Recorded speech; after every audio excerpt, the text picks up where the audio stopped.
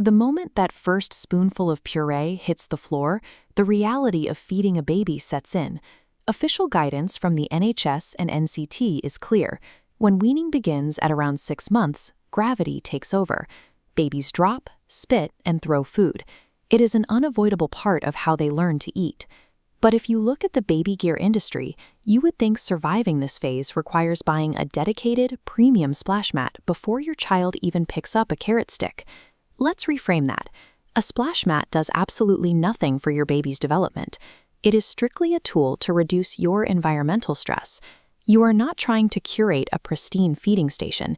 You are trying to protect your floors from permanent stains and shorten a cleanup drill you now have to perform 3 times every single day. This chart measures the daily burden of weaning, mapping the severity of the mess against cleanup time. Watch what happens at the 6-month mark.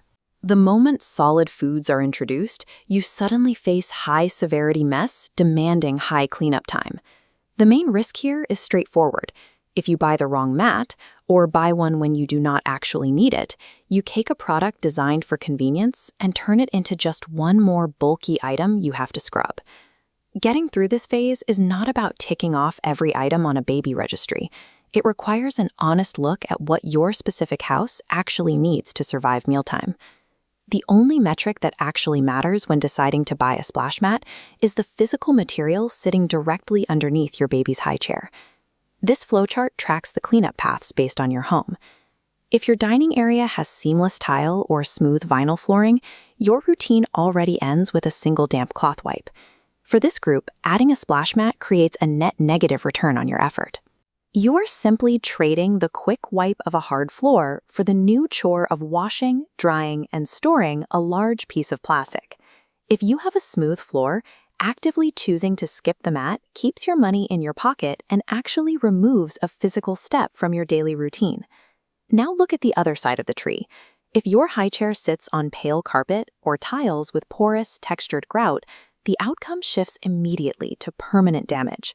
Pureed carrot and mashed banana do not just sit on the surface. They dry deep into physical grooves or bind permanently to carpet fibers before you even have a chance to mop them up. Once a wet spill breaches those fibers, it expands and sets, locking in colors and odors for good. If you are in this category, paying the upfront cost for a heavy-duty, waterproof mat is a necessary defensive move. It is the only way to protect your rental deposit and eliminate the need to scrub your floors with a bristle brush every afternoon. The splash mat has no inherent value. Its worth is entirely dictated by how physically vulnerable your specific floor is to yogurt and sweet potato. If your floor is vulnerable, your instinct might be to reach for free household alternatives like old bath towels or yesterday's newspaper. Bath towels are designed to absorb water, not repel pureed meals.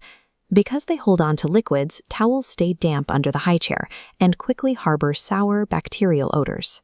You solve the floor problem, but you create a relentless daily laundry requirement.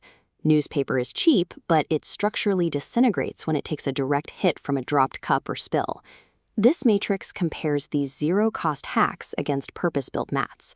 While towels and newspaper cost nothing up front, they score terribly on liquid resistance and odor retention, introducing severe mid-meal stress and demanding constant replacement.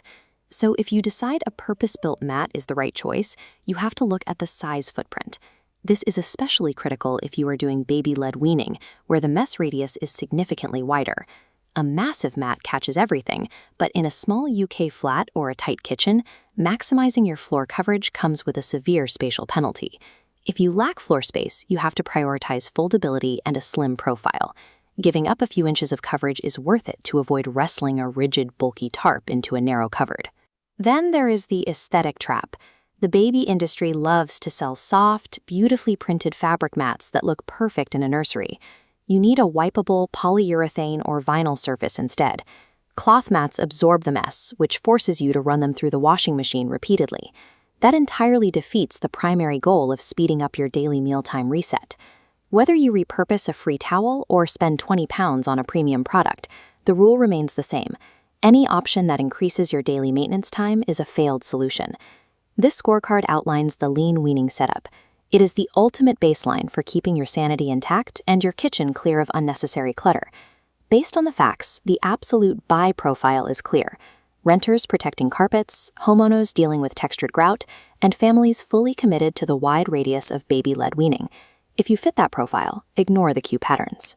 Strictly prioritize a large footprint, a strong grip backing so the chair doesn't slide, and absolute waterproofing. The absolute skip profile is equally clear. If you have a tiny kitchen, seamless wipe-clean floors, or feel overwhelmed by baby care, do not buy one. Reject the pressure of the internet's baby checklists. Rely entirely on the single damp cloth and the hard floor you already have. Regardless of your setup, you have to adopt one core behavior before you start cleaning. The post-meal process is just 2 steps. Pick up the large solid chunks first, then perform one single wipe down of the high chair tray and your floor layer. Clearing the area in one single, deliberate pass eliminates the friction of scrubbing and resets your room instantly.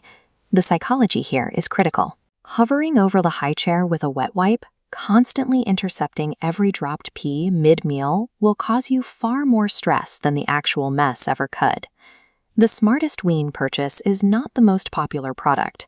It is the cheapest, simplest setup that successfully defends your specific floor and lets you walk away from the high chair faster.